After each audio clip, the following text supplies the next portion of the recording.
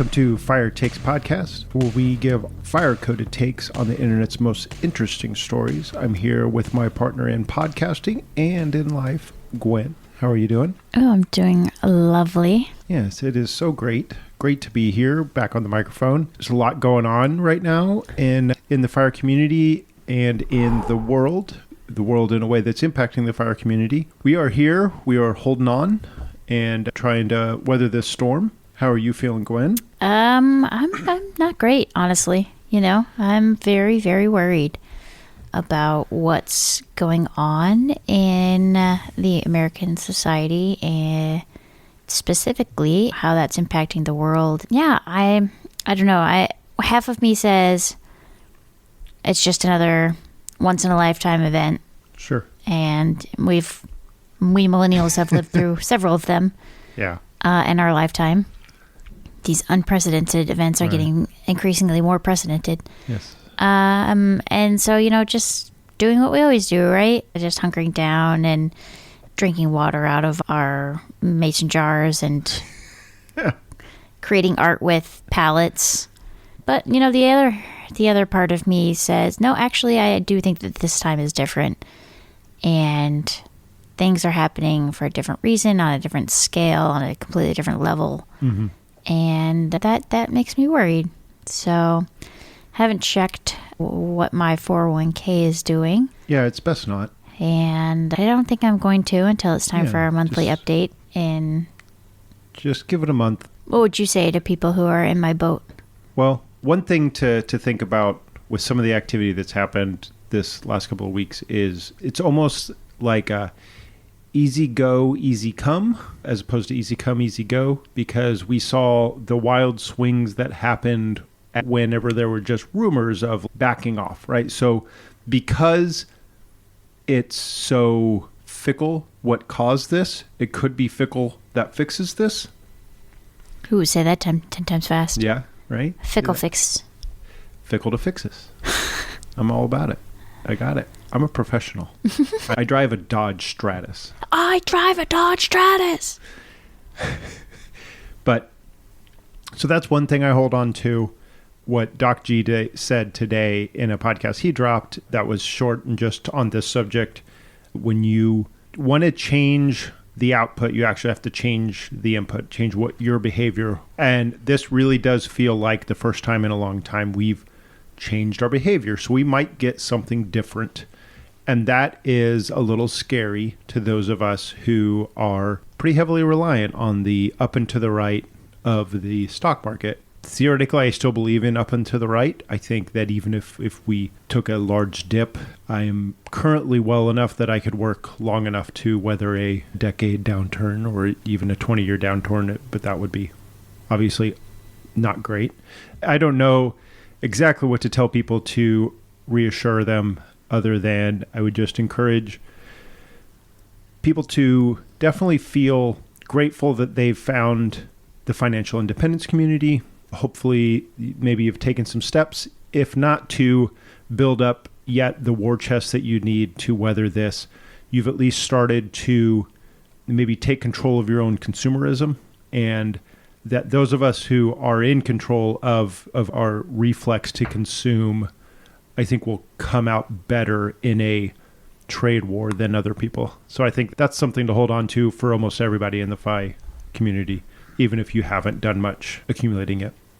Yeah, I just hope that we still have products coming in that we do need, like food and the basic necessities of life, even if we're not just buying cheap crap off of Amazon for funsies. Like, you look at it, and a lot of things in our house probably originated in China. Sure. And we don't buy useless. We don't buy a lot of useless crap. Anyway, that's where we're at. So that was depressing. But I think we have a story about buying some useless crap. Yeah, why don't we get back to a story? This is a story from our Am I Overreacting?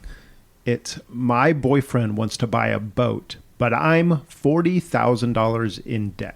We've been together almost 10 years. I own the house we live in. Due to unemployment, he stopped contributing to the bills over 5 years ago.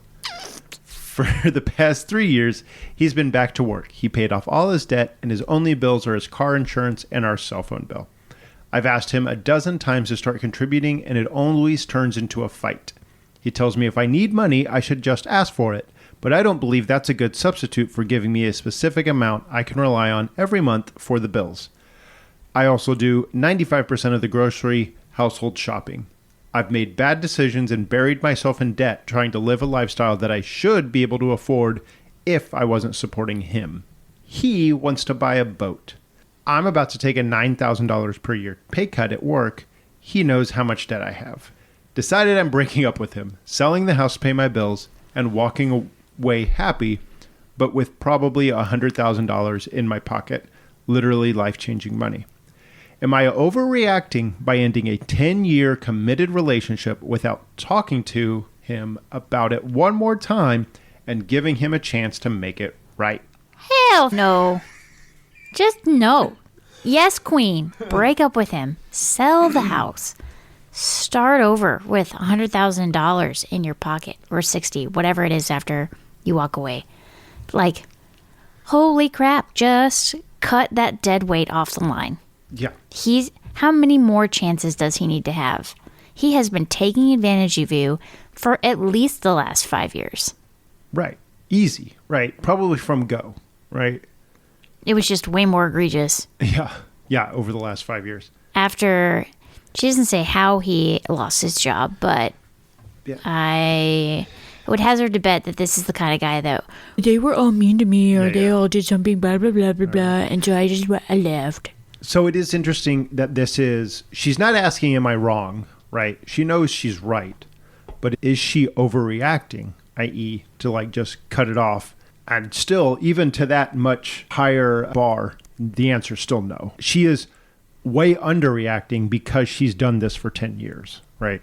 She should have done this probably 5 years ago, yep. If not longer. He became unemployed 5 years ago and stopped contributing to the bills. Okay, cool. Stand by your man, whatever.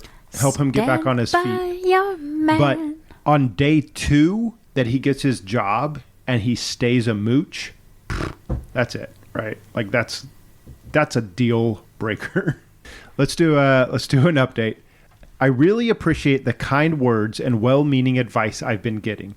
I'm going to try really hard to read all of them, but there's like 4,000 now. To answer some of the more common questions, I already rent out a room to someone. I didn't mention it because it didn't seem relevant. I've raised his rent starting next month. He's also had a really sweet deal for a few years. I have a very good job. I work for USPS. Problem is, the Postal Service is going broke, and they've realized they can pay a part-timer $20 an hour to do what they pay me almost $40.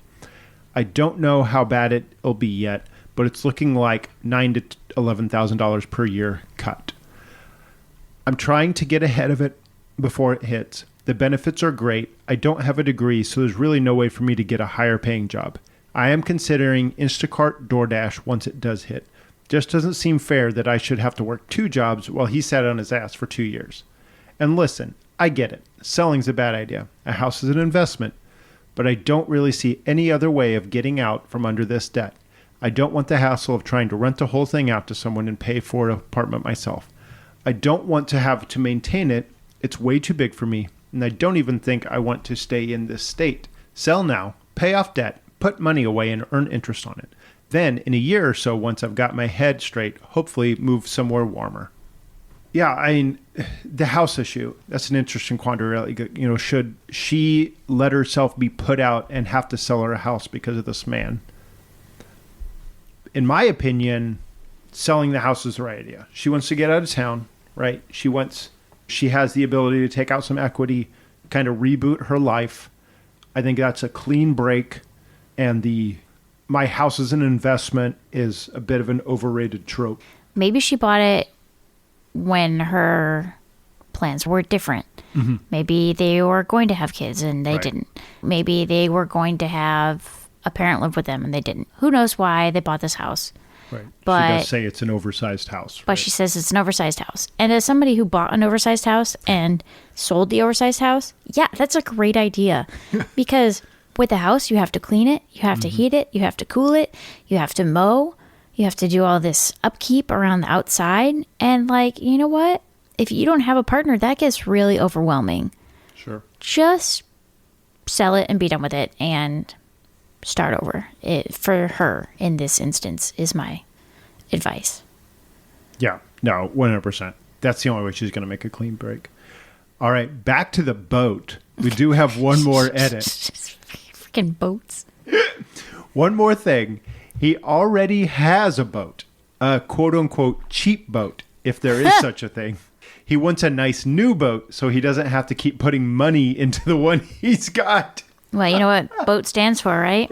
Stands for break out another 1,000. Yeah. You can cheaply buy a boat, but there is no such thing as a cheap boat. It's a hole in the water that you throw money into. Yeah. Oof. But you know that means he also has like a trailer and he also has a truck to drive that around, right? Yeah. You don't just have a boat. No. We do have one more update from 4 months later. My original post blew up way bigger than I ever expected. I was definitely overwhelmed by all your responses, and I truly appreciate how many people care about a random internet stranger. I've considered posting an update many times since, but I wanted to wait until it all played out. But I've had people reaching out recently, so I decided this was a good time. I spent a decent amount of time setting things up for myself behind the scenes. I had a safety plan for myself and my cats in case he got angry. I spent a long time putting a plan together for what I thought I would do after selling my house. I broke up with him in early June. It was one of the most emotionally difficult things I'd ever done. We talked for hours over multiple days about what went wrong. He didn't get angry, just sad. I was really sad too, and I still am. But we're both on the same page now, and we agree that it's the best thing for both of us. He moved out right away and has been slowly moving his stuff out. Took me about 2 months to get my house ready for sale, but once it was listed, I accepted a very good offer within a week. Closing is 3 weeks from now. I decided to take this opportunity to completely change my life. I'm moving across the country. I already have a place and a job lined up, and I'm really excited for my future. Yes, queen! There you go. I'm making about as much money as I expected, paying off all my debt, and investing a large amount of what's left. I'm moving to a lower cost of living area, and my expenses will be considerably less than they have been. And the job I have lined up will pay about the same as I make now, so I'll be in really good shape. I've already signed a lease for a sweet apartment. Maybe I'll look into buying again in the future, but for now, I'm just looking forward to a fresh start and the opportunity to make my life exactly what I want it to be. Yay. I love it. That's a happy ending right there. That is a happy ending. I do want to bring up a relevant comment. It said, did he ever say why he wanted to buy a super expensive boat instead of helping you pay off your debt? OP responded, sort of. He just wasn't thinking, I guess. Somehow he always thought I was fine, even though he knew how much debt I was in, and even though I begged him so many times to start contributing consistently. In his mind, I must have been fine because I never asked him for specific amounts to cover specific bills. I just want to go back to this contribution disparity that we're seeing. Mm-hmm. And it goes back to like men's labor in the household. Sure. Oh, yeah, I'll help you out around the house. Just make me a list. Right. Just ask, right? And it's not about the fact that you have to wait to be told what's going on in your own house, but that you put that labor onto somebody else. Like he should have been contributing a set amount for the household bills when he got a job, right? Day 2, right? Oh, yeah. All right. I'm going to start back up.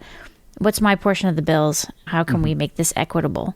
I think it's a bare minimum responsibility of an adult to understand what it takes for their life to work in the way that it does, right? Yeah. If you're living a $10,000 a month lifestyle, you should know that, and you should know how fast something could go wrong or right, or what's your safety net behind your lifestyle. How, if income stops, how long until you're out of money, right? I think you should just have just a basic adult sense of your environment and what's going on around you. Yeah. And the labor that it takes to have clean laundry and food and a nice, clean environment. Like, it takes a lot. Yeah. Doctor's appointments and remembering your mom's birthday and getting a card and, all that other stuff. And if you don't spend your mental labor thinking about that, You'll just dream up some dumb idea like I want to buy a boat. Another boat, a better boat. A better boat.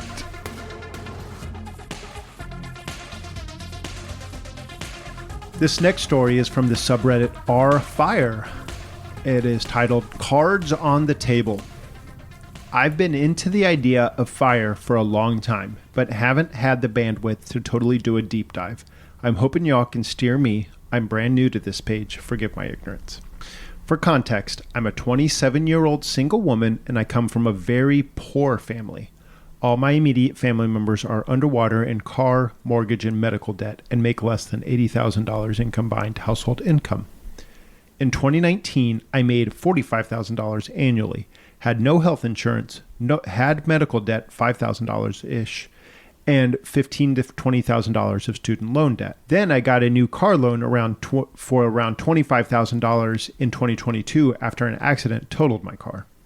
In the past 5 years, I've paid off all my debts except for about $10,000 of my car loan, planning to pay off by end of year, and have been promoted and added multiple streams of income through my side hustles. So I'm now at close to $180,000 with $35,000 in my 401k/Roth IRA and $90,000 in my high yield savings account with a 744 credit score. It's a big transformation. Everyone I talk to says I'm doing really well, but I don't feel like I'm doing enough. I want to get to a more financially independent reality and be more savvy with savings and investing. I remember learning about some HSA loophole in a fire video a while ago, but now that I have a new employer that offers an HSA, I don't know how to leverage this in the smartest way. Trying to accelerate my growth even more, especially since I know my $90,000 in the high yield savings account at 4.5% could be growing more and faster with a better investment strategy. Thank you in advance for any and all tips and advice. First of all, she is doing a really good job. Yeah, I think she is doing a great job. I think what attracted me to this story, what I thought was interesting about this story, because yes, she's doing the right things, but the anxiety she has around, could I be doing more? Right. Yeah. And the transformation she's made is more important than making an extra 0.5% in that money in her high yield savings account. And that, I think that, especially coming from an environment where you grew up with, your family was poor, they were probably living like catastrophe to catastrophe, to have that $90,000 and just live in that peace of knowing that a catastrophe cannot bring you down, and getting through the anxiety she's dealing with over, do I need to do some HSA hack? Right? I think that is good advice for someone who is just finding financial independence and they're killing it. They're making big transitions, but make sure that you lean on those foundations whenever you have a $90,000 emergency fund, when you're making $45,000 a year. Just like revel in the peace that brings you, right? And like understand how important it is that you broke that poverty cycle and that you're killing it, right? Yeah, you're building generational wealth, but you're also ending that cycle. Right. You're ending generational poverty and turning it into generational wealth.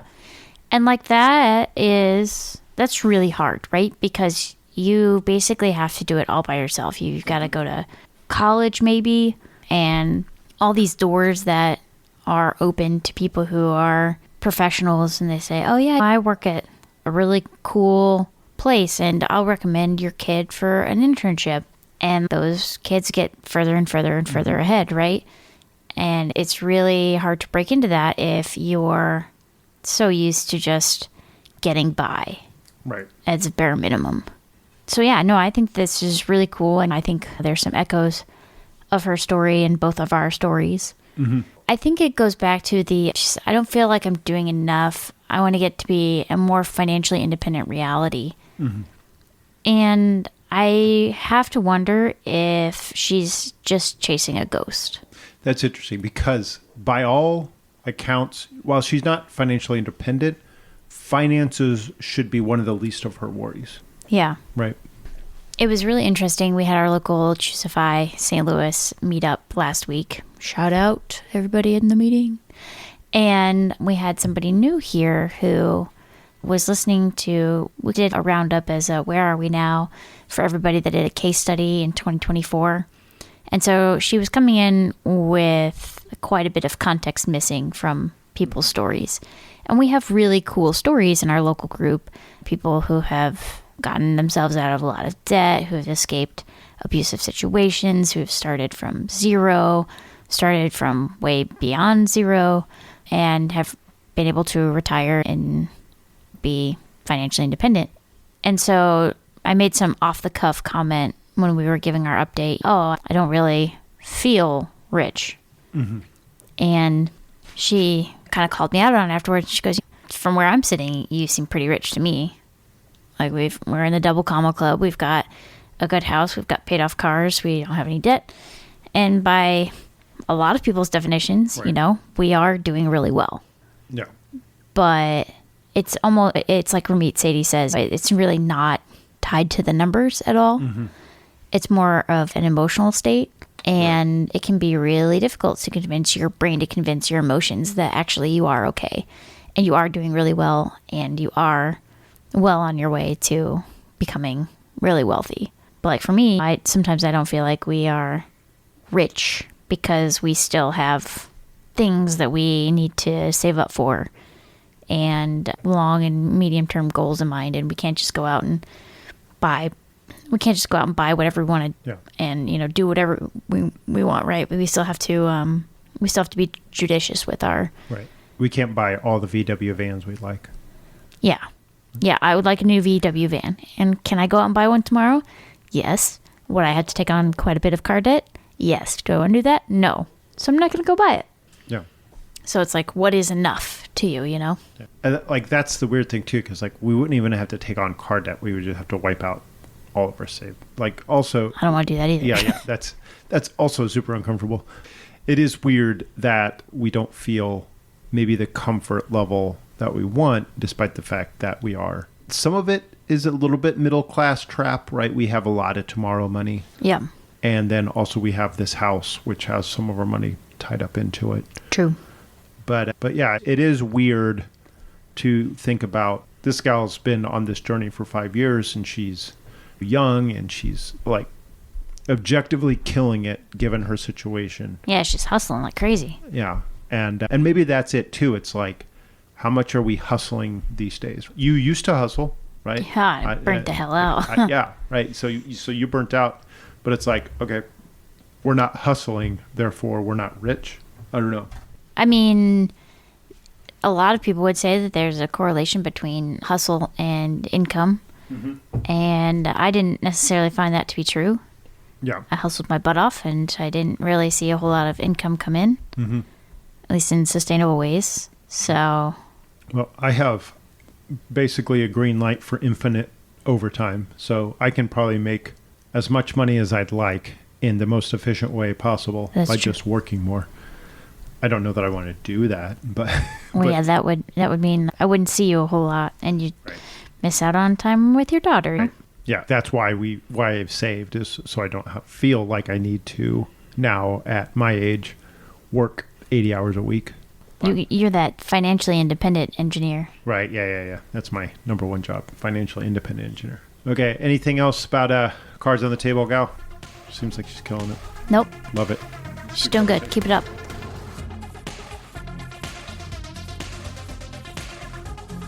This last story is from Our Personal Finance, and it asks, are personal loans for large purchases the hack they seem?